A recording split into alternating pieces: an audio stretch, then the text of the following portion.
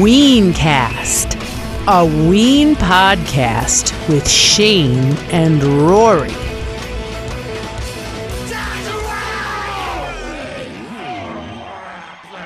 Hey, what's up? This is Shane. And this is Rory. And this is Weencast. What is going on, everybody? Hey, everybody. Welcome back.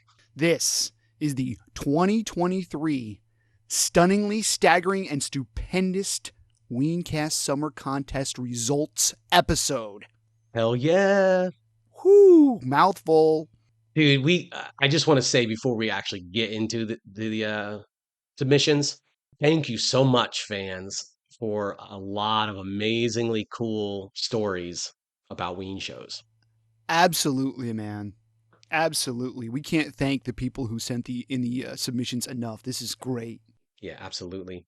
I guess a little bit before we get started, the winner today is going to win a beautiful cutting board emblazoned with the mighty Boognish from West Brandywine Woodworks. And it is fantastic. We've been putting some pictures of it up on the socials. And so we'll kind of have a picture of it attached to this episode so people can kind of be jealous of the winner. Yeah, and for this year, we wanted to do, something a little bit different, but, it really was a tough question. So we just kind of threw out there, what was your favorite Ween show you attended and why? And, I mean, it is really difficult to choose, but, we've had hard subjects the last few years, like favorite Ween song, favorite Ween album. So, we got some really cool entries and some really valid submissions for awesome shows. Yeah, dude. So what I really love, a few things that I'll say is that the shows run the gamut. We've got a few shows from back in the day, one from the 90s, a few from the early 2000s. We've got some people talking about shows that happened when they first came back from the reunion back in like 2016. And we also have some people talking about 2023. By all accounts, people have been reporting that shows this year during the summer tour, but also the spring, have just been fantastic. Absolutely. Yeah, it sounds like it's been an amazing year. Yes. And a really great West Coast tour. Yeah, man. Sadly, I haven't been able to go to any shows this year yet. I guess we'll see what happens if they play at the Philly Met in December or not. Yeah, maybe some shows this winter, yeah. Yeah, dude. So they run the gamut, and we got some people submitted audio recordings that we'll be sharing, and a few people just typed them up for us, which is cool. And so we'll be reading those for you as well. Another note is the way the format's going to work today is we have them in a random order, and we are just going to present them, talk briefly about each one, just very briefly, because we think most of these entries or all of these entries really speak for themselves. We'll say a few words about each one before we play the next one. And then at the end of the episode, we will announce which one was the winner. So that's a little different than we've done it in the past, but this will help keep the suspense for all of the contestants until the very end of the episode. Oh, yeah. So you have to hang in there till the end to find out who wins. Yes. To find out, was it Colonel Mustard in the ballroom with the candlestick? You'll have to wait till the end of the episode to find out. What's up, Ween heads? It's Travis from West Brandywine Woodworks here. I'm back with an exclusive offer for Weencast listeners only. As you know, West Brandywine Woodworks creates handmade items for the home, and I would like to extend a 10% discount on all orders and free shipping on all cutting board and serving tray purchases over $100. Just mention Weencast when you place your order. It's that simple. You can find us on Facebook and Instagram.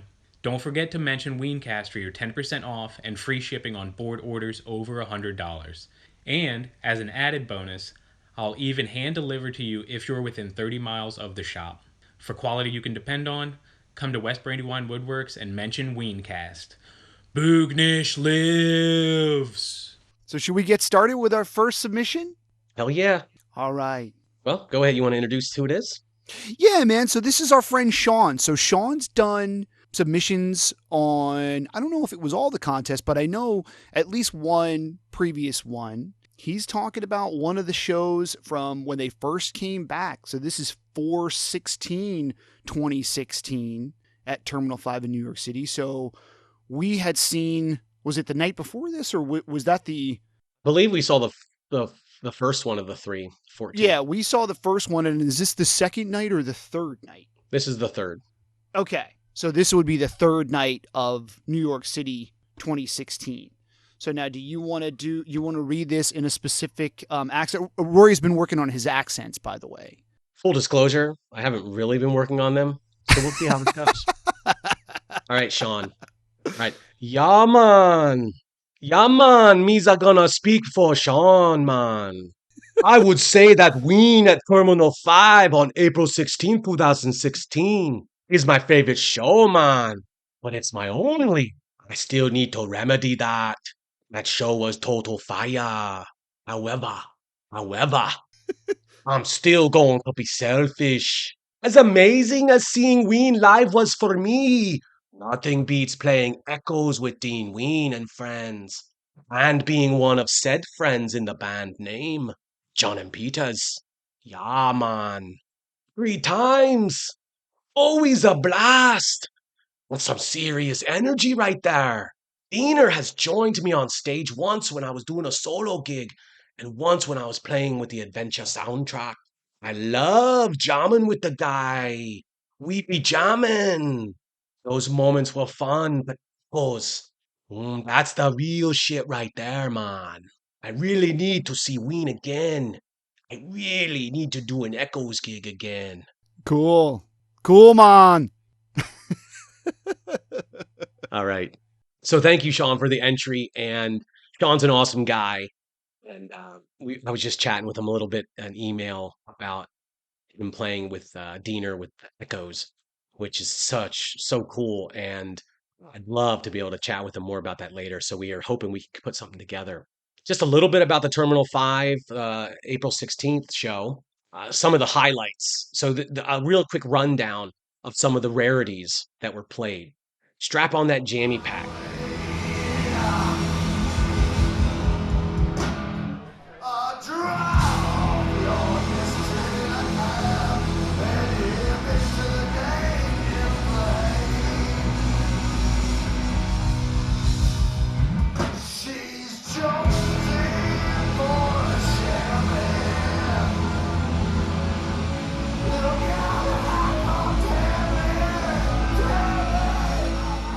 Now I'm freaking out. Up on the hill, did you see me? Israel, which was only like the 7th time all time. So that was like super rare. I got to put the hammer down. Squelch the weasel. Don't laugh, I love you. Joppa Road. Sorry, Charlie. Drifter in the dark. She fucks me. And Fluffy. Wow. Yeah, dude. That's awesome. Those are like all the rarities, like the about 100 or so or less plays all time.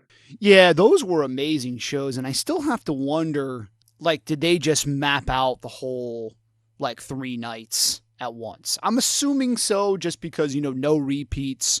Yeah, this is one. So they did the 3 in Broomfield, Colorado, and then they were clamoring for more. And when the Broomfield shows were going on, I don't think these were confirmed yet. So it was really still uncertain. Like, are they back? Are they just doing 3 shows and that's it? Like, what's going on? So the Terminal 5 was like the next 3. And absolutely, dude, like without asking someone from the band, I got to agree and say they totally mapped it out. Otherwise, there would have been a lot of repeats. Right. So this was very intentional. But the other thing that I'll just add is like coming out of the gate, and this is like the 6th show back. This sets the tenor for the whole reunion era. And when I say reunion era, I just basically mean from 2016 on. Yeah. I consider this whole thing to be like a reunion era. Mm-hmm. And when I say that this sets the tenor for it, it's just jam-packed with rarities. Yeah, absolutely. Just songs that like really got very little play until the reunion. Don't Laugh, I Love You, Joppa Road, Israel, Up on the Hill, like Strap on That Jammy Pack. Like these are just songs that really get very little play. So great entry, Sean. Great entry. Yeah, man. Yeah, man. Yeah, man. This is a good entry, man. All right, shall we go to the next one? Yeah, man. Okay. So our next entry comes from our fairly new friend Avromi from the Secondhand Talent YouTube channel. So he had talked about one of the more recent shows that I saw a lot of people had gone to, which is 9-9 from this year in Chicago. Yeah, dude. And, Secondhand Talent's a great YouTube channel, so check it out. Here is Romy's entry.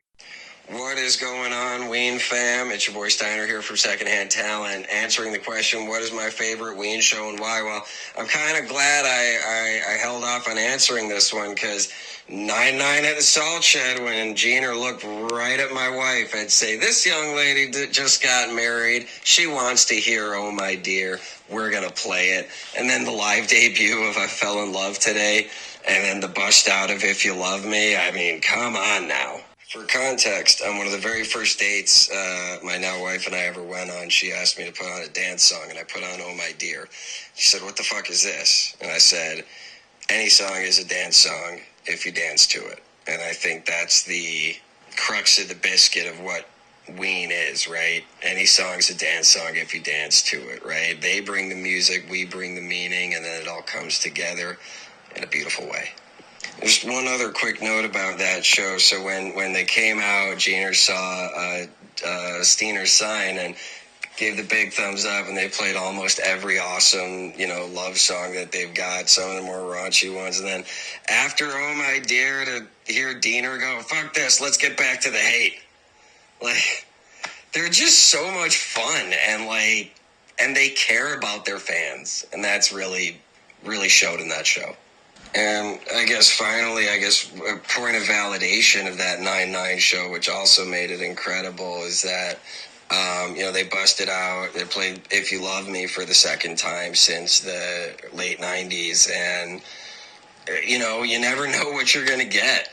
And seeing them now so happy and so healthy and looking so good and enjoying themselves, it's special as a fan. All right, that's a cool entry, man. Thank you so much. And to get a little bit of that personal story in there, that's amazing that, that Gina actually acknowledged them like that. But yeah, I saw a lot of people talking about this one and the fact that they played I Fell in Love Today, which is from Shinola for the first time ever. Yeah, dude, that's awesome. Never been played before. I got something to hold on to.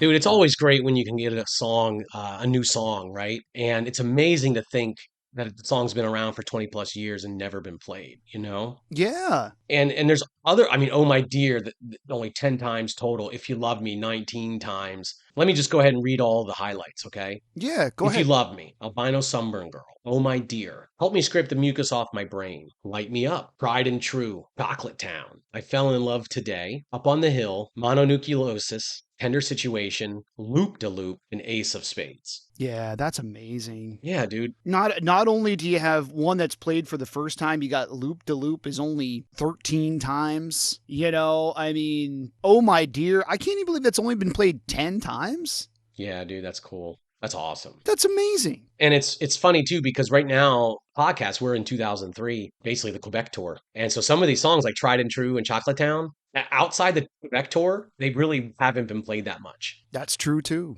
And so it's tried and true. And so it's just really neat to be like, dude, they're part of this show too. It's just a neat connection. Yeah, man. And to get the person, like you mentioned, you got the personal shout out. And I love his comments just about seeing them up there having fun and really enjoying themselves up on stage. That's great. This show is just a couple weeks ago. So yeah, great entry, man. Thank you so much. Yeah, man, that's awesome. All right, our next entry is from Jenny Monster. And this is going back about 20 years to August 6th, 2003, the Beachcomber in Wellfleet, Massachusetts. So this is right around the era that we've been talking about on the podcast anyway, which is dude. August from 2003. So that's fucking awesome. Yeah, absolutely. In fact, our next show we're covering is August 1st in Columbus, Ohio. Yeah, man. So that's pretty freaking cool. Anyway, shall I read her entry? Yeah, please do. All right. Well, let's see what we can do with Jenny Monster. All right, we're gonna have some Benny wafers. I will record my voice, but I have a case of the woke flu from the Providence and Hampton Beach shows. I'm sure you will forgive me. I'm feeling pretty crappy and I sound atrocious. So here is what I wrote.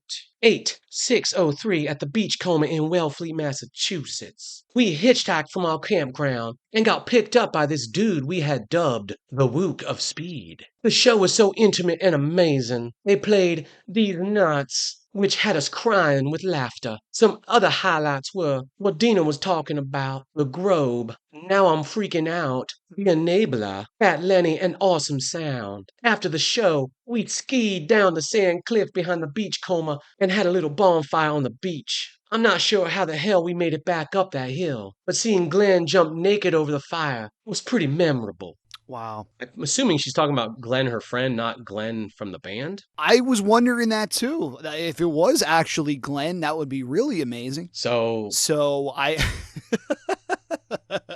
Jenny, get back to us on that one after this episode, because if it is actually Yeah. Glenn, then that is pretty freaking amazing. But anyone jumping naked over fire is pretty cool. I hope they didn't get burned. Yeah. You know?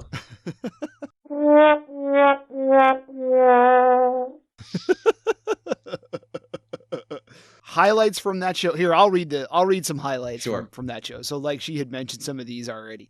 Dancing in the Show Tonight, Now I'm Freaking Out, Tried and True, She's Your Baby, D's Nuts, Reggae Junkie Jew, Someday, and Enabler. Yeah, we just mentioned Tried and True, right? This was the fourth time that was ever played, Wow. right? So totally a Quebec era, Quebec tour, just bringing that song out and very young. That, and then She's Your Baby this was the 19th time ever, 72 total. D's Nuts has only been played 2 times since then. Yeah, that's awesome. That's definitely that's definitely the standout for that show, I would say. D's Nuts.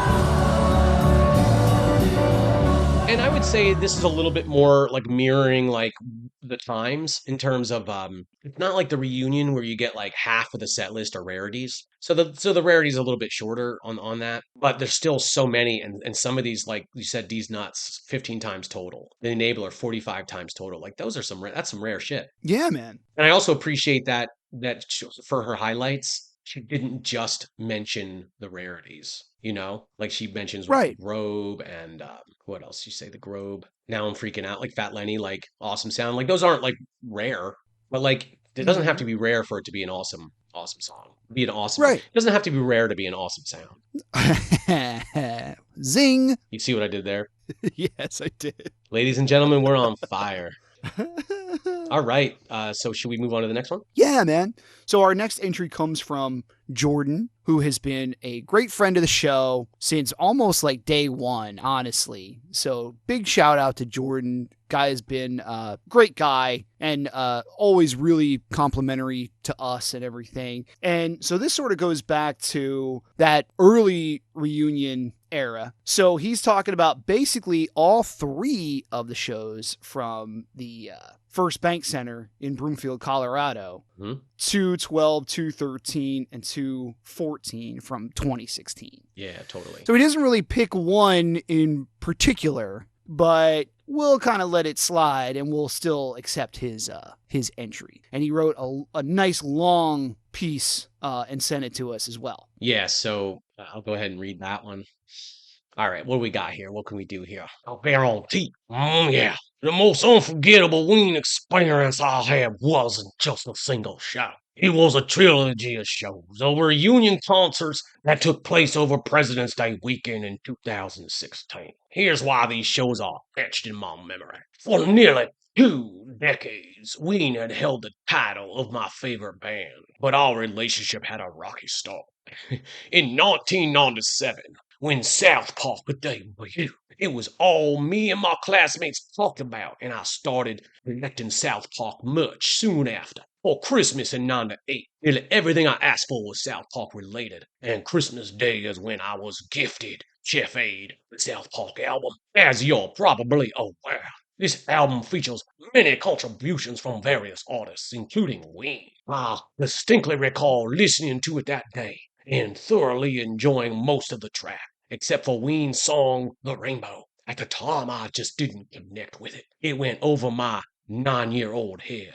I didn't think much about Ween after that until 2003, when one of my closest friends, Matt, a big fan of Wes Borland, the guitarist from Limp Bizkit, stumbled upon one of Wes Borland's side projects, Big Dumb Face. The Big Dumb Face was heavily influenced by Ween. Some people even say they are straight ripoff. Reading about this made Matt decide to download some of Ween's tracks, which he ultimately ended up playing for me. I think the first song he played for me was Don't Shit Where You Eat. I was instantly captivated. Without hesitation, downloaded their album The Mollusk, and from that moment on, they became my all-time favorite band. My first Ween concert was at Jam on the River in Philadelphia in 2005. At the time, I didn't have a driver's license, so my mom graciously drove my friends and me on a 4-hour journey to Philly. As soon as I got my driver's license, I embarked on a mission to attend every Ween show could within a 3-hour drive.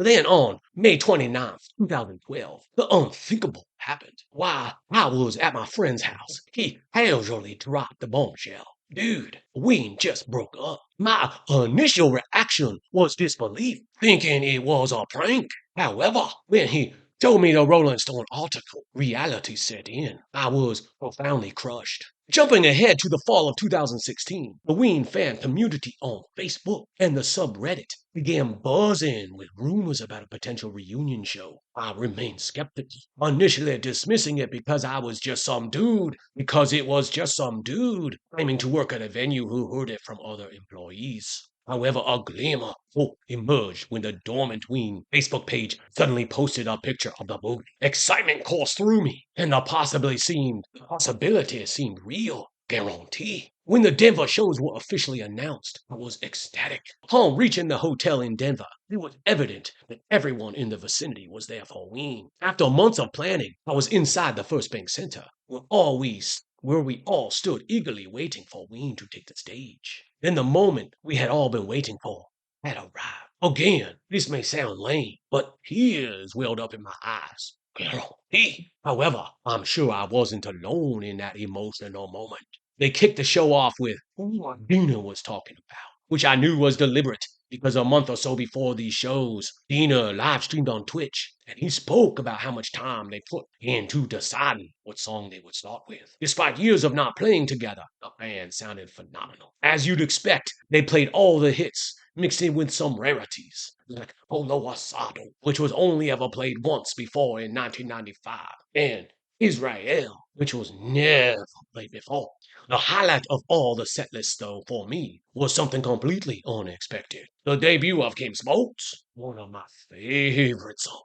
The whole thing was an amazing experience that I will remember forever. It all culminated with a poignant image. The band members standing side by side, together on stage. Dean planting a kiss on Gino's head, happy that he got his brother back. Wow. Yeah, dude. Thanks, Jordan. Yeah, man. I mean, I love that he tells like the story of where he was and hearing about like when Ween broke up, because that really takes me back to like that time period. You know what I mean? And having the exact same like feelings and emotions.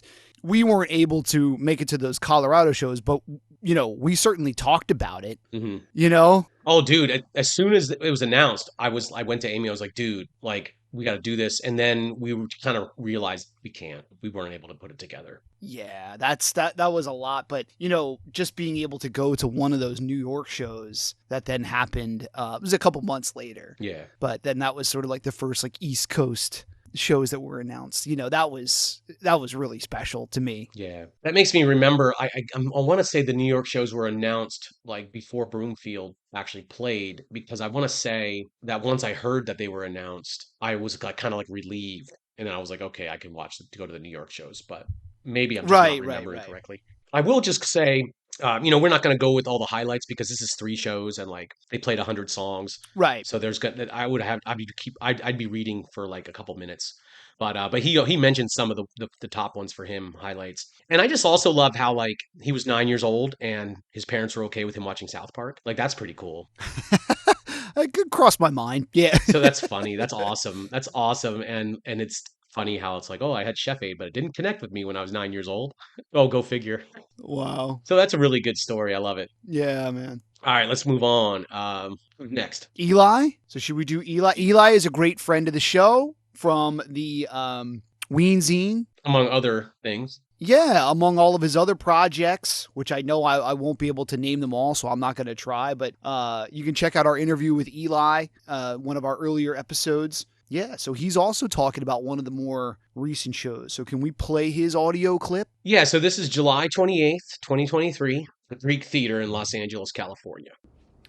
What up, Weencast podcast? Just wanted to say what's up and tell you a little bit about what my favorite Ween show is. And guess what? It's always changing because it's always the most recent show that I've seen. So my favorite Ween show is from the Greek Theater, Los Angeles. It was just a couple months ago. It was a crazy fun day. I parked out in Griffith Park to catch the shuttle in, and I met a bunch of great dudes. We were blasting Claypool and drinking beers and having fun in the lot, in our little side lot scene. Then I got on the bus over to the Greek Theater, and the bus was blasting Ween, blasting Happy Colored Marbles. It was amazing. And then we got to the show, and I met up with a ton of great people from the Ween board, and got to see my friend Mars, who I see at like every show now, and we started going to improv shows together. And then once the show kicked off, it was amazing. People talk shit on La Cucaracha. Those people don't like Ween. There, I said it. Shots fired. Pew, pew.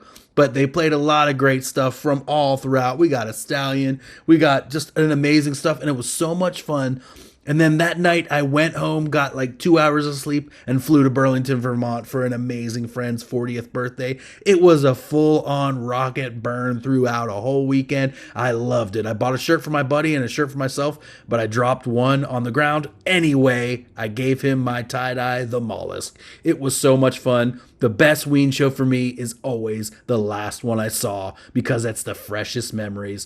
Thank you guys, Weencast podcast, for always holding it down and shining a light into the brown. Wow. It's always great to hear from Eli. Yeah, that's cool, man. That's cool. And that sucks about the shirt. I know. Losing the But- shirt in the mud. Is that what he said? He's obviously not that torn up about it. So Dude, if I had to shed tears over every Ween shirt that I've lost over the years, I mean,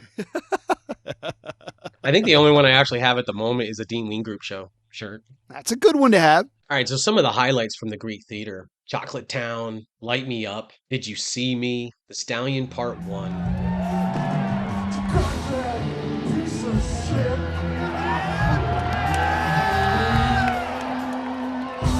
Dick, you should sue. You're not a fighting weapon. Yeah.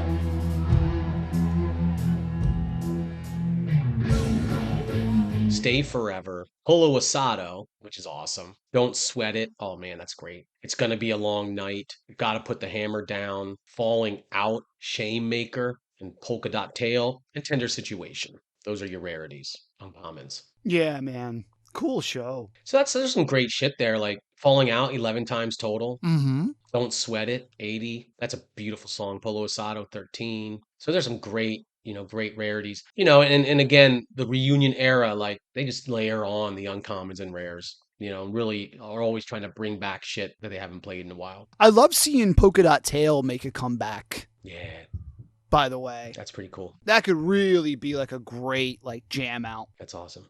So anyway, thank you, Eli, and always love to hear from you. And shots fired. La Cucaracha is still good music, guys. It might not be their strongest album, but there's a lot of great tunes on it. Oh yeah. So I'm not going to hate on La Cucaracha. No. So anyway, Eli, so nice. That could be a discussion we have. All right. So let's go to our next entry, and this is actually the winner from last year, and this is Ed. Yeah, so Ed, this is he actually talks about he kind of bends the rules a little bit, but he talks about live in Chicago at the Vic Theater. They were recorded at the Vic Theater in Chicago in 2003. We'll accept The it. November 7th, 8th, and 9th. And I think the actual recordings were the 8th and the 9th, right? Something like that, yeah. And I don't think anything from the 7th actually makes it onto the video, but I could be wrong. I guess I need to Yeah, I check think that it's out. Friday, Saturday, and Sunday. And there's nothing from, I don't think Friday is part of the recording. Yeah, I think that was more of a warming up. But yeah, so let's go to Ed. Hey, this is Ed Pogue, winner of last year's Ween Podcast Summer Contest and proud owner of the West Brandywine Woodworks piece of art from last year. And I gotta tell you, it's wonderful. Whoever wins this year is definitely going to love what they get. And I do not believe that I should be in the running this year because I'm going to tell you, and pause for gasp, I have never attended a Ween concert. I know, long time fan, 25 plus years fan, never attended a concert. And I hate myself for it as much as you despise me saying it. But that's okay. A couple of years ago, my wife wanted to make sure that something could happen. And she did purchase a copy of the Live in Chicago DVD for me so I could actually have a physical copy of the DVD. And I have seen that. And probably I have to say it was live at the Vic Theater in Chicago, Illinois. I know it's probably my favorite live version that I've ever heard of a couple of different songs. I'd say specifically Dr. Rock. I loved it. But Transdermal Celebration, probably my all-time favorite. Yeah, I'm going to say it. Favorite live performance of that song. But anyways, I don't know who's going to win. I hope whoever wins truly appreciates what you've got. And really, man, I got to say, shout out to y'all for keeping this up and doing this every year. And I can't wait to see who wins. I can't wait to see them post some pictures with it. So good luck, everybody. And see you later. All right. It's great to hear from Ed. And, you know, we forgive you for never having been to a Ween show. That's totally cool. I mean, you got to do what you got to do, and every fan's in a different place. I hope we can go to a show together. Yeah, that would be awesome. Yeah. And I would just add that, you know, great shout out for West Brandywine Woodworks. He won last year's contest. Whoever wins today, you know, Ed's vouching for the quality of the woodwork, and you got yourself a real treat coming your way. Yeah, man. So anyway, thank you, Ed, for chiming in, and it's always great to hear from you too. All right. And so next we are going to go to, this is a bit of a monster. So we are talking to another good old school friend of the podcast, someone who's been messaging me through Facebook almost since day one and has always been so nice and so complimentary. And his name is Matt. We did not know, we didn't really put a limit on how long, you know, your entry could be. Matt just did an amazing job and just sent in this brilliant story about his entry. And this is kind of another old school show, 3/31/2001. Yeah, dude. From Bogarts in Cincinnati, Ohio. All right. Okay. So I'm gonna read this one. Matt typed it out, so we'll go ahead and read it. My favorite Ween shows always change, but they're a handful I always go back to and listen to and think about. For about 10 years now, I keep going back to this show at Bogarts in Cincinnati on Saturday, March 31st, 2001.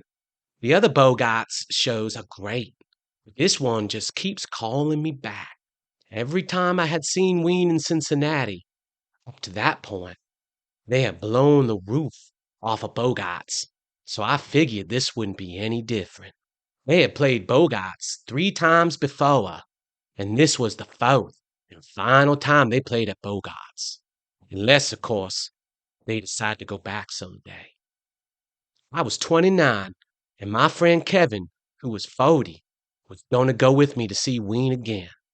He had seen Ween a handful of times with me starting at the 930 Club in 1994. After he went to that 9:30 club in Washington, he thought Ween was the best rock and roll band touring the world, and the old fucker wasn't wrong. He was the one that told me they were playing Bogarts. So I drove across the country to get him and go to the show. And when I got to his house, he looked bummed out. He was standing on his porch with his 16-year-old son Joey, just shaking his head. Kevin told me to come inside and sit down, and he proceeded to tell me how his boss called and he had to go and work 16-hour shift at his job, where he had a lot of pressure and responsibility, so he couldn't possibly back out of it. He was so depressed. I would not know that feeling of missing a Ween show that I had tickets for until 2017, when I had to miss that excellent St. Patrick's Day show in Chicago at the Aragon. That one still kind of stings. I now know how Kevin felt that night. But since he could not go and he loves Ween, he asked me, Matt, man, I know you love tripping Ween shows, but Joey, Kevin's 16-year-old son, has not ever seen Ween or been to a show yet. And Bogarts is all ages club. And as much as I want to be at his first show, man, would you please take Joey to the show tonight? I'm sorry you drove all the way here and have tickets, and I'm asking you to stick to Herb at the show. But would you please take Joey tonight, man? I want him to see Ween if I can't go. And I said, dude, I'm not an out of control Kim Leary. I love seeing Ween on acid, but I can just as easily love seeing Ween tonight not on acid. Plus, all kind of train wreck will do the trick. And man, I used to go see the Grateful Dead, and there were a lot of times I wouldn't drop acid. I mean, sometimes Bob Ware would wear shorts, and if you were tripping, you could see his nuts through 'em. And I wasn't trying to do that every night, or really any night. But hey, I can totally do that, Kevin, and I would love to take Joey to Bogarts for that Ween show. Just tell him what he can do and what he can't do. And I'm smoking herb, and I won't smoke until I get to the show. That train wreck reeks anyway. So Kevin went to work that night, and Joey and I drove the back roads to Cincinnati on a rainy, yet sunny day in early spring. We even saw a few rainbows along the way. He even pointed it out and said, look, a rainbow.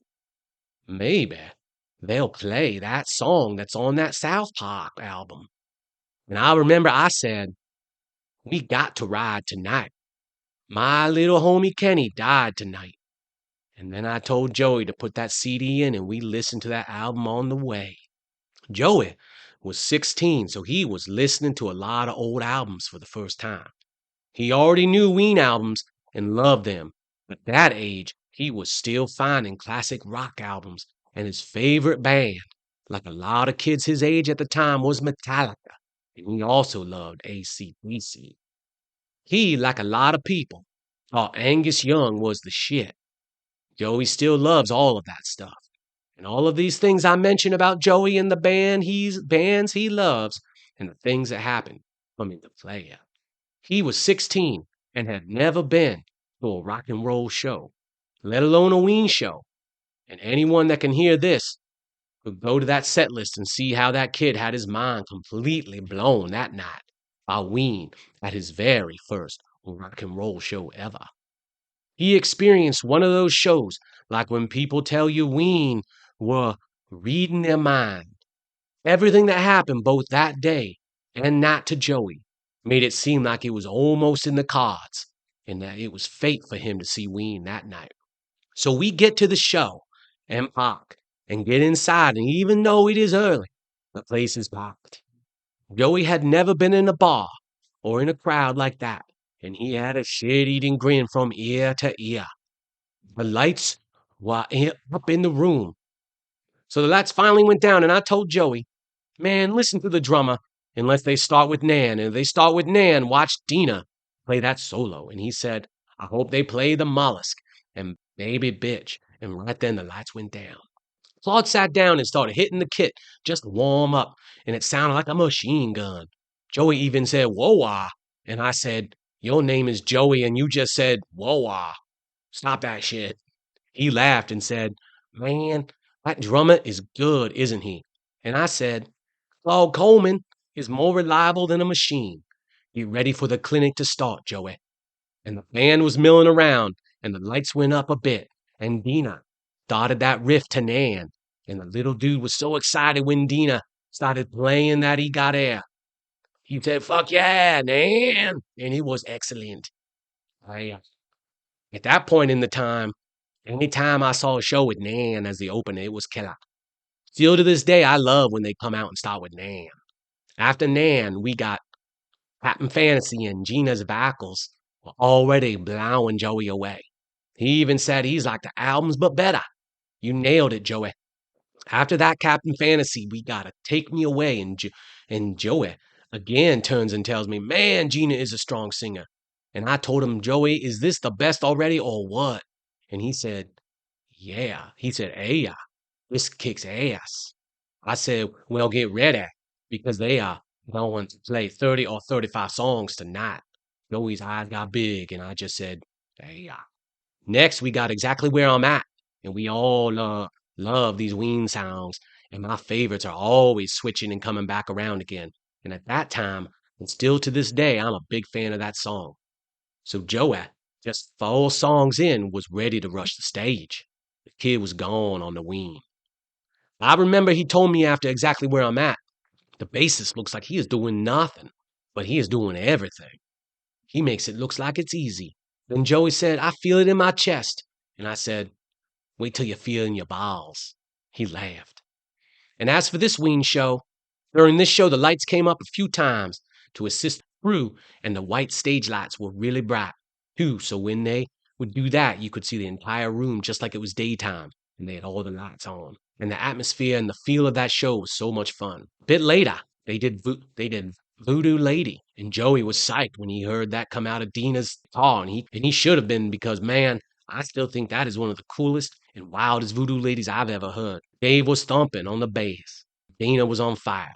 He was so good on this version, even with a little flub. It reminded me of Garcia and how Jerry would do these amazing things, and the little flub made it sound even cooler, or prettier, or even more soulful. Dina doesn't flub much, but when he does and pushes through it, I always think it sounds like really cool and unique. That Voodoo Lady is one of the reasons I listen to that show a time or two every year, and every now and then go hit it on Boognish Monster too. A lot of Ween fans collect Ween shows, but if you do not have that show, go check it out on Boognish Monster sometime or over at Archive. Some of these tracks do not have 40 views on Boognish Monster, and I just think this show is as good as any Ween show I've seen since 1993. That Voodoo Lady, man, I think it's on fire. Oh, listen. After the Voodoo Lady, I had my little mind blown as I got to hear Albino's Sunburn Girl for the second time live, and this was the 5th time they had played it live. Gina doing his magic here with the band. The vocals were so good on this show in that room. Joey dug that Albino Sunburn Girl too. It built up nicely.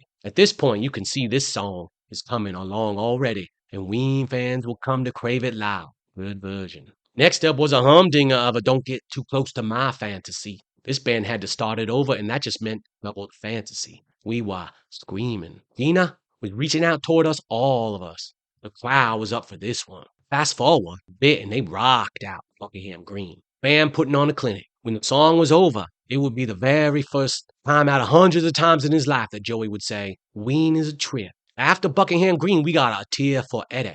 I always love hearing this one for multiple reasons. The room was nice and stoned at this point. It was perfect timing. I like this version. It's pretty and loud and clear, and Dina is leaning into it. Claude's cymbals would sound good on the tapes for this show too, but live, well, you know, Claude is the best. Next up is where things started to feel a little magic for Joey. He was already sold on Ween, but what was to come would take him to new places. He wanted to hear Baby Bitch, and he got it. As usual, the crowd went wild. Joey loved it. And after Gina was done singing and strumming, he said, man, these guys are the best. Later in the show came a dream for a 16-year-old kid that loved Metallica more than anything. When they started playing Enter Sandman, Joey started jumping up and down again.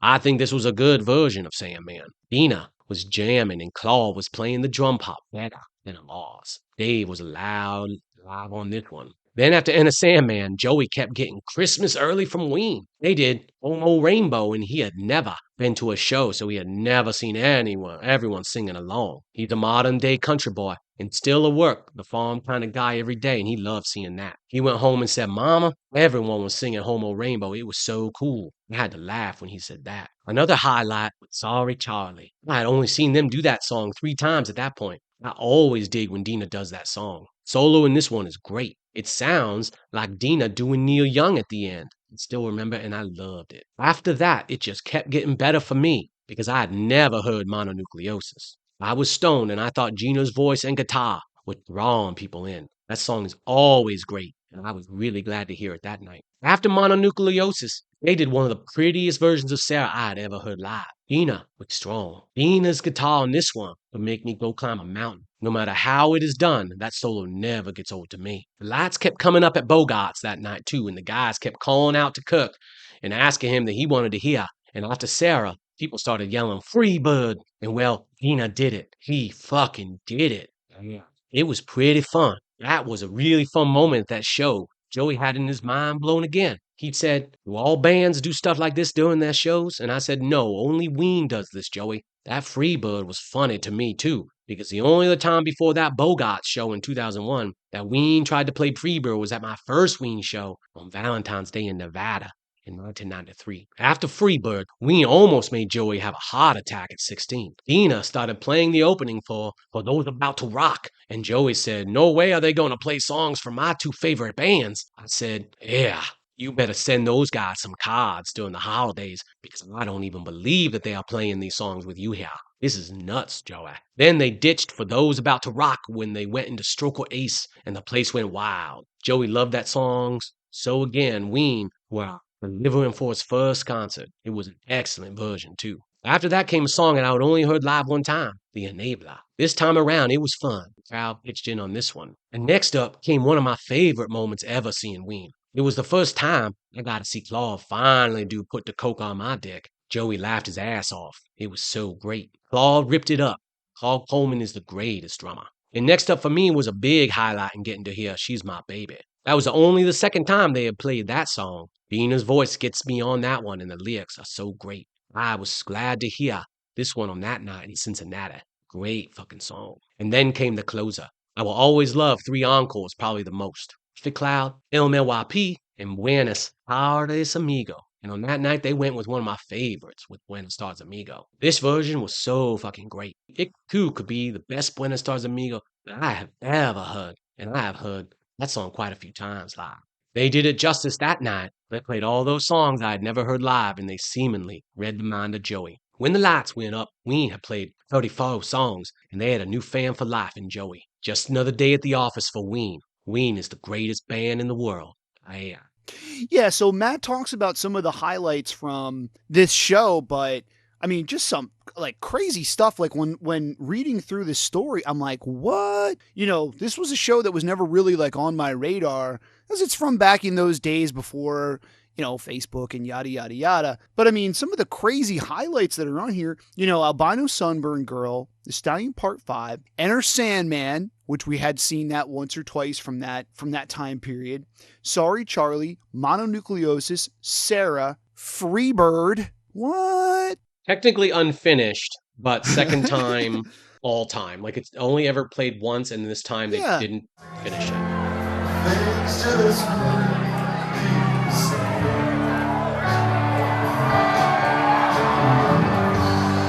I'm as free as a bird.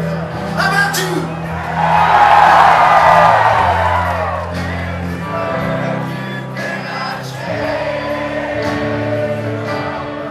For Those About to Rock, Tease, and then The Enabler, Put the Coke on My Dick, She's Your Baby, which is this the second time this was ever played? Is that right? Second time She's Your Baby Dude. ever played. So you have all those cool little like teases and little snippets, which are the most fun things of basically like any show. I mean, let's be honest. You know what I mean? And you got the second time She's Your Baby was ever played. It's nuts. There's a lot of songs that those highlights that are one of the first times that song's ever been played. So Albino Summer Girl 5th, Stallion Part 5 8th, Enter Sandman 8th, Mononucleosis 8th, Freebird 2nd, The Enabler 10th, My Coco My Dick 11th, She's Your Baby 2nd. So like most of these songs, think about how rare and unusual they were at that time. Right. They were all just like barely ever even played. Mm-hmm. So that is amazing.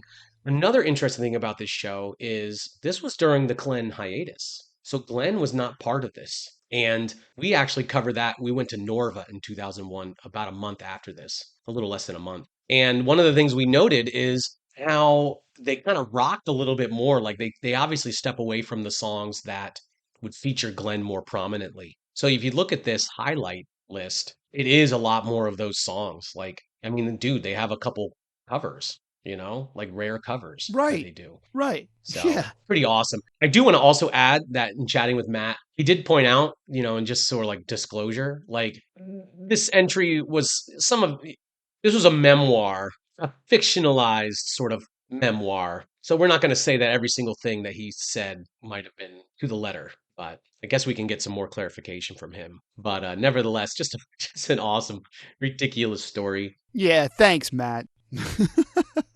Anyway, Matt, great entry, and thank you so much for taking the time to write that out, dude. That's pretty incredible. Yeah, thanks, dude. Okay. So we're going to jump back into a current one with our buddy Jeff, who submitted an entry for 4/29 of this year, 2023, at the Orpheum Theater in New Orleans, Louisiana. So you should have saved your accent for this one, but he actually sent us I couldn't read this one. He actually sent us a real audio file. The cool thing about this is it's not from the summer tour; it's from that little spring tour that they did. So it's a different part of 2023. And anyway, so let's go ahead and play Jeff's entry.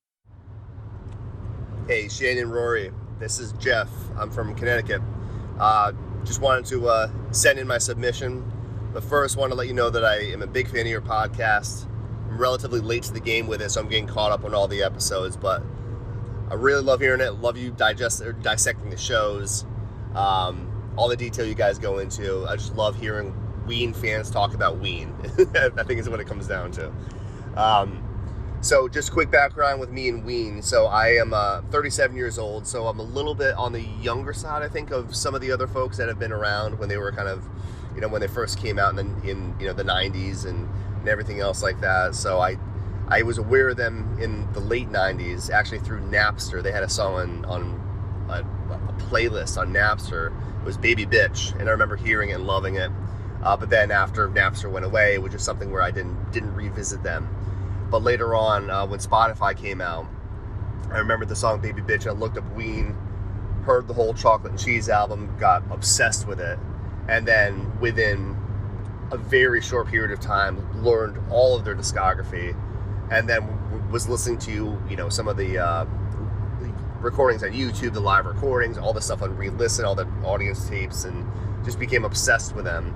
And once COVID was done, I was fully amped up to see them live finally, which I was able to do. My first show was the Capitol Theater in Port Chester. But my favorite show, though, and the story I wanted to submit was the most recent one that I've seen, which was the New Orleans show, the second night of the New Orleans show in the Orpheum Theater at the end of April. And so the story there was, I live in Connecticut, so when I first was made aware of the show, normally it wouldn't be one that I would think of. It's just too far away, and I have full-time job, 6-year-old son. It's just hard to normally coordinate something like that.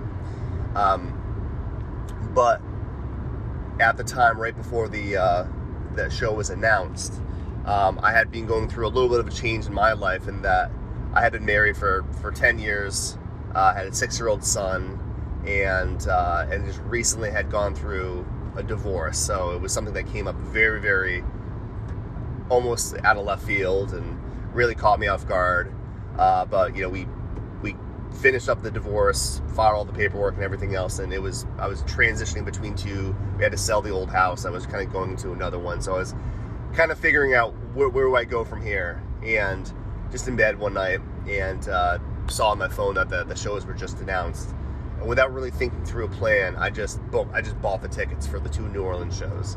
And I figured I'd make it work, and if I couldn't make it work, then it's only, you know, a little over $100 I was out. So booked the tickets, didn't really think about it for a couple of days. I had some time to plan it. And I think the initial plan was that, you know, it was a long weekend type thing, so I'd fly out there, see the shows, and head back in. But the more I thought about it, the more I was like, hey, I can make this into a bigger thing, because I have family on the East Coast.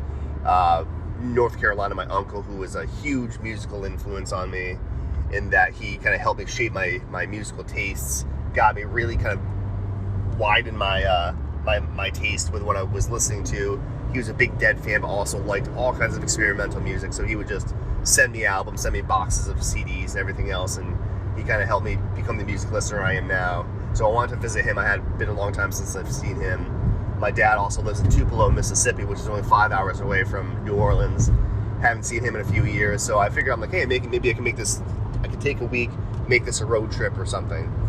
And then it kind of developed from there and became this kind of big thing. And as I was planning it, my younger brother, who lives out in Bend, Oregon, he became interested in it, and he actually took off a week and made the effort to come over and join me for the road trip, and join me to see the shows. And as kind of a side note, I got him into Ween within the past year or two, and he has kind of fallen head over heels for them as well. So he was amped up to see them too. So anyway, so he joined me on the trip, and there was several stories in itself that I could go into, but I don't want to take up more longer than I already have on the voice recording. But he joined me. We saw my uncle, we saw my dad, a lot of really good times. Then we went over to New Orleans. We had a couple of days, and then the shows happened, and it was just incredible. It's the first time I've ever been there, and being with him, he's kind of one of my closest brothers. Just kind of partying, but having fun, you know, being safe, and then seeing the shows. And we got there, and we were almost on the rails. We were right behind kind of the first flare, but it was, you know, the show started, and it was such a great theater, such a great crowd, like really, really great energy. The boys were on fire. Set list was amazing. They really were really good at, especially like more than some of the other shows I've seen, of really putting all kinds of dynamics into the set list, where they would go into some hard rock and stuff, and they would really kind of go spaced out with, you know, a Zoloft or a, you know, they were just good at kind of feeling the emotional wave of the crowd, and kind of knowing when we needed to back off, and knowing when we wanted a little bit more. So it was absolutely incredible. But the second night was probably my favorite one. I don't know if it was just the energy of the crowd, or the fact that it was the last night that they had, last show of the tour, that little mini tour they were on, but they just really, really brought it, and had a diverse set list, and played some of the songs I hadn't heard yet in the few times I've seen them. And the highlight for me was probably hearing Dr. Rock, which is one of my favorite live songs of theirs, but I hadn't actually seen it live until that show. And if you haven't listened to that version of it, there's a pretty good recording of it on re-listen, and you can kind of hear that the crowd chanting the Dr. Rock was louder than what I've ever heard on an audience tape before. And it was such a brown version of the song. It was just rocking, and it was noise all over the place, but it was incredible. One of the best versions I've heard of it, and I was there for it. So definitely a highlight for me. And so that was definitely my favorite show so far, being there with my brother, doing the road trip, it all kind of coming together. But to cap it all off, and sorry this is kind of running long, is that we dropped off the car, and we were going to fly back to our respective, you know, states, get through security in the New Orleans airport, get my shoes and belt back on while I'm sitting on a bench, and right next to me walks through security and sits down. It was Gene Ween, Papa Gene Ween. And I recognized him right away, and I looked at my brother. I'm like, hey, that's Gene Ween over there. And he's like, no way. So I he was right next to us. So basically, I stood up after I was done putting my belt and shit on, and I made eye contact with Papa Gene Ween, and I was close enough where I just told him, I'm like, hey, you guys played an incredible show last night. And then my brother right next to me said, yeah, fucking incredible, and gives him a fist pound, and then I give him a fist pound, and then I just tell him, I'm like, man, it's an honor to meet you, and he says thank you, and then we leave. So it was kind of a short interaction, but it was one where, I was kind of analyzing, as you could probably imagine, afterwards for, until I was boarding the flight. And, but in hindsight, I'm happy that I didn't do anything cringy, like, go for a picture or an autograph or tell some stupid story or whatever. I just, let them know that we appreciate what they do. And, he was also there waiting for his family to come through. So I didn't want to, catch him off guard in public, and that just kind of irks me a little bit when people do that. So I just wanted to try to be respectful, and but also let them know that I'm a big fan and kind of that love what they're doing, and want them to keep on doing it because they're still playing incredible live shows. So that was it, and then we went home, and the memories, definitely one that I'll remember forever, even though there might be some shows that top that musically going forward, who knows. But yeah, that's my submission. But thanks again for everything you guys do on the podcast. It's amazing. I love listening to you guys, all the stories that you have, and listening to your insights on the band and everything else, and interviews and all kinds of stuff like that. So I'll be listening to you guys going forward. All right, thanks. Bye. All right. Well, first off, man, Jeff, thank you so much for all the kind words about the podcast. Yeah, thanks. Glad you're enjoying it and loving it and catching up on episodes. And it's awesome, dude. That's so great. So thank you. Thank you so much, Jeff. And, it's a really cool story. I love, we kind of like poke fun at ourselves and, the stories about, I got to meet Junior and blah, blah, blah. But you know what? That kind of stuff stays with you. You know what I mean? Yeah. So I love that. I love that part of his story because that just makes a fan for life. You know what I mean? And the little times that I've had interactions with the band members and stuff, you'll never forget those. Oh no, dude. So, there might be shows where it's like, I can't remember what happened at that show, like, whatever. But rarely does somebody forget, the time I met Diener and, we said this to each other or whatever. You know what I mean? So I love those little tidbits. Yeah, dude, absolutely. No, it's really cool. And I'm with them. Like, some people kind of come on too strong, and it's kind of like, it's kind of irky. So I appreciate that they didn't want to be too crazy, but you just said it like it is. That was a great show, a little fist bump action. That's fucking cool. I do want to say he said his brother is living in Bend and then met up with him. Bend is a really cool little town in Oregon. And I used to live out in Eugene, Oregon back in the day. And I visited Bend many times when we lived out there. And so Bend is such a cool little town by the mountains. So cool. So it's so cool that his brother lives there. Yeah, that's awesome. And so some of the rarities. Did You See Me, which was the opener for that, which is really cool. Chocolate Town again, Light Me Up, Albino Sunburn Girl, The Stallion Part 1, Falling Out, I Was Nothing, She's Your Baby, She Fucks Me, Tried and True, Sucking Blood from the Devil's Dick, I'm in the Mood, Loop de Loop, Mushroom Festival in Hell, I'm Holding You, and The Argus.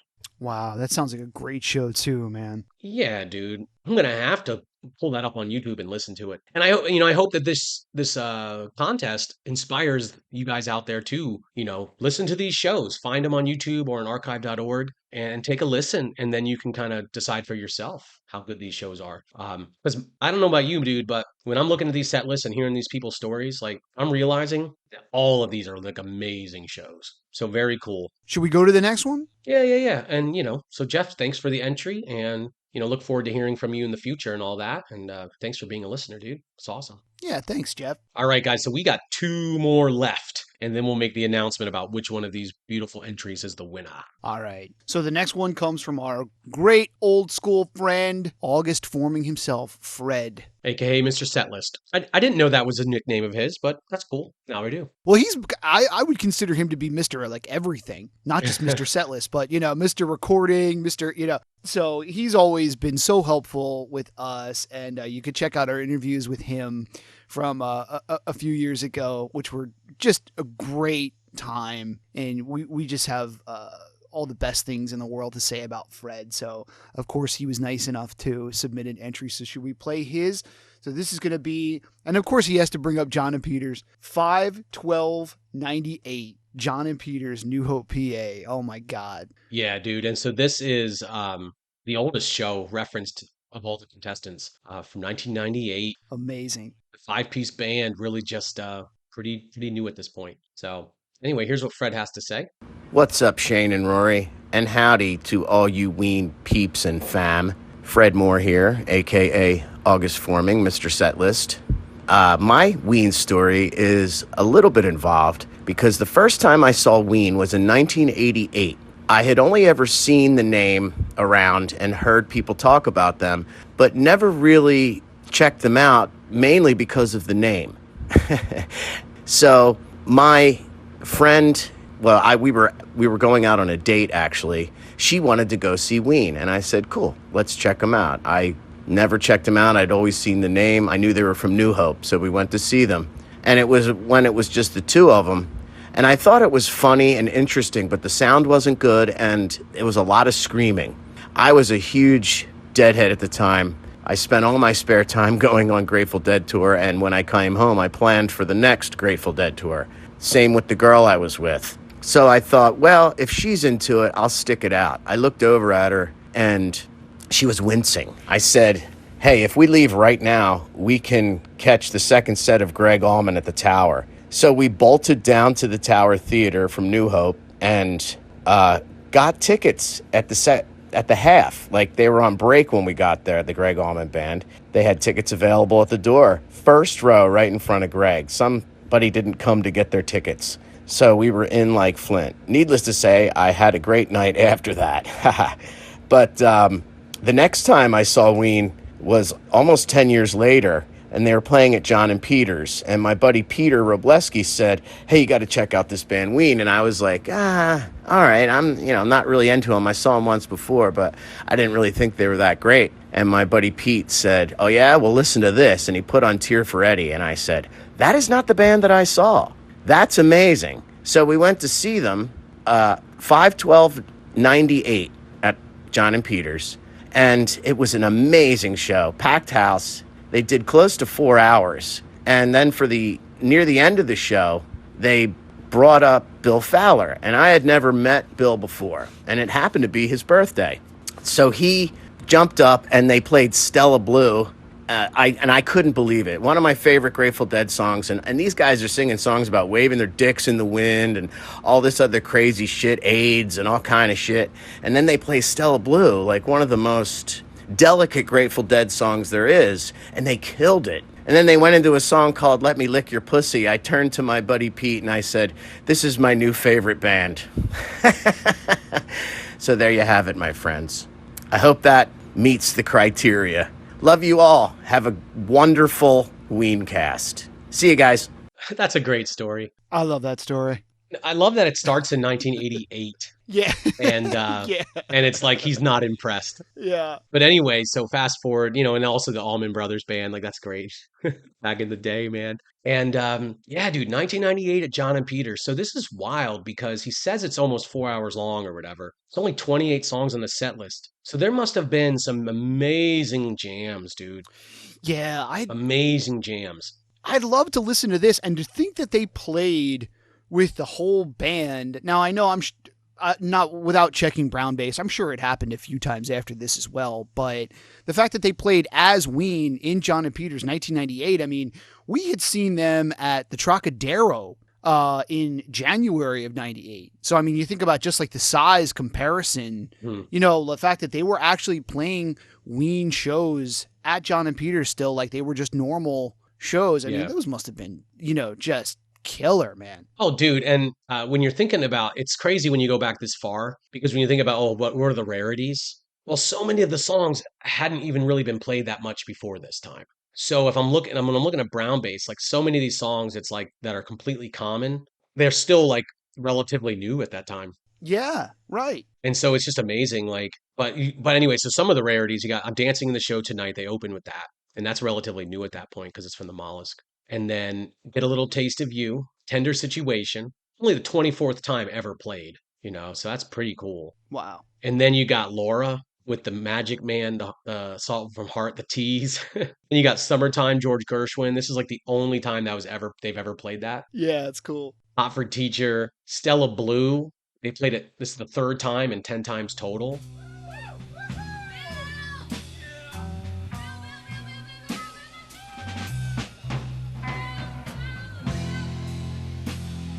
And there's just a song.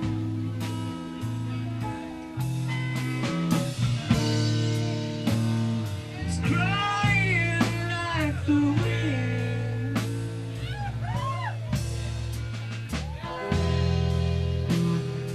Long broken dreams and vanished.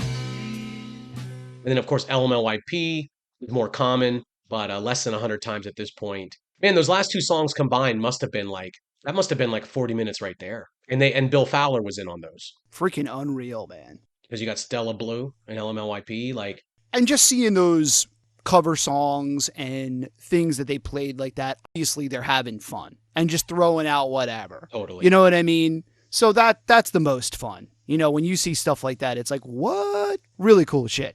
And it's cool because back in '98, it's just a whole different time period, and you don't have White Pepper, you don't have Quebec. It's like so all of these songs are like old school, Right, right, right. Such a cool show, and what a great story. So, Fred, thank you so much for sending us a submission. Well, we always love hearing from you, and yeah, dude. So that was cool. We got one more to go. All right. And so this is from our friend Greg.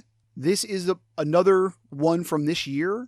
So we're going back to the present 9/15/2023 at the Strand Ballroom, Yeah. So this show, Providence, Rhode Island. yeah. So this show just literally happened. Mm-hmm. And it's interesting. So, and Greg, you'll have to forgive us because I know he said he was going to do a different show for the contest, but Greg and I have kind of become good Ween friends on Facebook, and since learning that he actually took Aaron to the Concerts for Claude back in 2002, Yeah, man. and he has a story to tell that we include in we talk about that in that episode, and we have a little interview with Greg that you can check out on Patreon. So Greg's a great guy and an old school Ween head. And so he's someone that I really respect and appreciate his opinion. But anyway, so I'll go ahead and read this, and we'll see how this goes. Cool. Holy shit, I'm just seeing this. I was actually writing you to rave about the show I just saw last week. Ween is, to paraphrase my brother, shouting into my ear at the show, quote, Ween is 20 years better. Just an absolute slaughter at the Strand in Provy. I haven't seen them since 2009, when the future of the band was pretty blurry and the onstage vibe seemed testy and aloof. The Ween onstage last Friday was the polar opposite of that. They were smiling. Aaron was charismatic and weird and confident. Mickey was beaming and doing spontaneous fist bumps and rock tai chi moves. Aaron's voice was a force of nature. Mick's playing the black strat. I can only assume watching Santana or Prince or Hendrix in their respective primes would feel a little like watching Diener. He was spectacular. Of all the twisted outcomes I've predicted and entertained over the years, Ween seems to have picked one I'd never have guessed. They got their shit together, realized how important they are, and put the past behind them. Can't wait to do it again. Yeah, dude, Greg, what I appreciate about this, Shane, is that he hadn't, and when we talked last year with him about the Concert for Claude, Mm-hmm. he had told us, like, I haven't seen a Ween show since before they broke up. Like, he hadn't seen any reunion shows until just now, right? Wow. So that, in a way, is cool because his perspective, because I'll admit that I feel like sometimes the reunion era has been a little up and down. I'm not saying any of the shows were bad, but I'm going to say that some of them felt a little like the band wasn't like fully energy, like the vim and vigor wasn't totally there. So right. to hear him talk about like how much Aaron was smiling on stage and being charismatic and Mickey doing fist bumps and just seemed like they were having so much fun at this show. Mm-hmm. Mm-hmm. So I love that. Yeah, I think it's really well put, the way that he, tells the story about how they're playing off of each other and really puts you there in that moment of his experience seeing that show. And like you said, if this is the first time he's seen them in all of those years, I mean, come on. That's just a great story from, that perspective of knowing them from back then to now. Yeah. No, absolutely. And so to hear it from an old school Ween fan, it's awesome to hear. Yeah, it's great, man. And especially, because I haven't seen you got to see him at the Peach Festival earlier this year, but I haven't seen Ween this year. So that's great. Right. Some of the rarities, Did You See Me? I Was Nothing, Flutes of the Chi, Cool. Chocolate Town, Sweet Texas Fire, Coco, If You Love Me, Powder Blue, I'm Holding You, and Shame Maker. Oh man, I love Coco. Oh my gosh. I don't know that I've ever seen that live. No, I don't think I have. No. Coco, let me take your hand. Girl, I wanna be your man. I know you understand.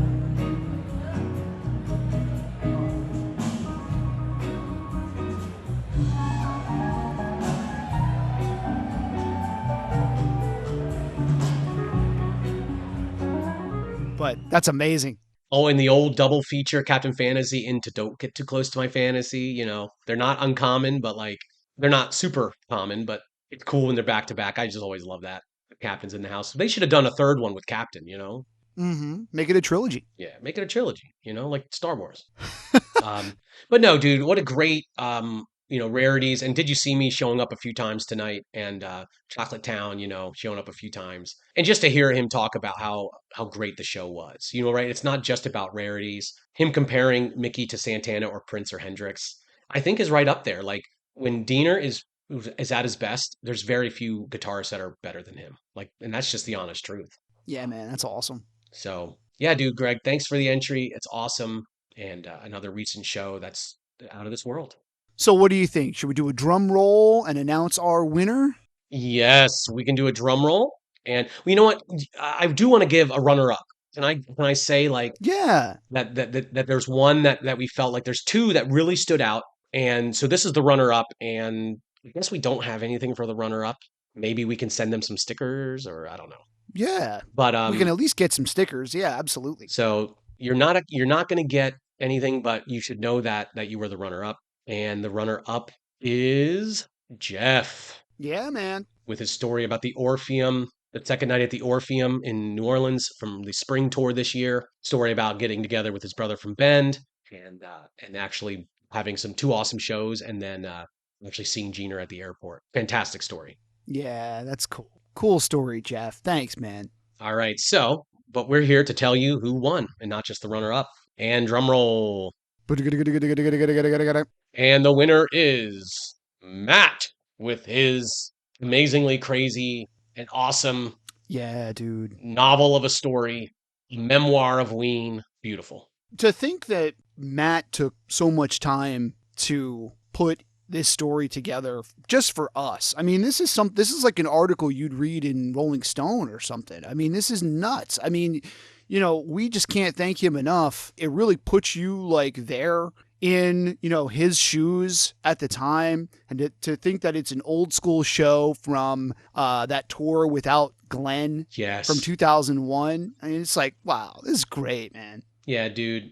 Everything you just said, I won't repeat it. What a fantastic story. And just so much effort put into it, and amazing. So we love you for it, Matt. Timeless. Totally.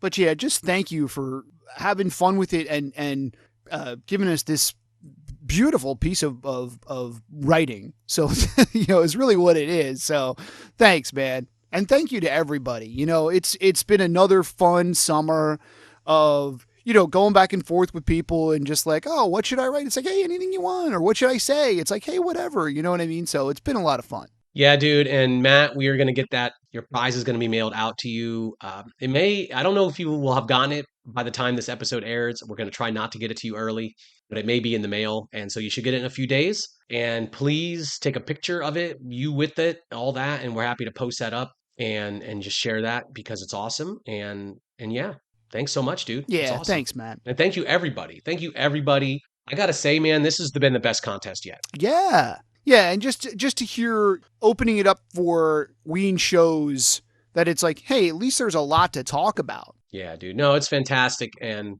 hey, thanks again to everybody, all of our listeners, and especially everyone who took the time to submit a contest entry. You're all winners in my heart. All right. Thank you so much, everybody. Thanks for having another. Thank you for helping us put together another great contest, and we love you. Thank you for listening. All right, everybody, have a great night, and fall is upon us, so enjoy. Happy fall, y'all.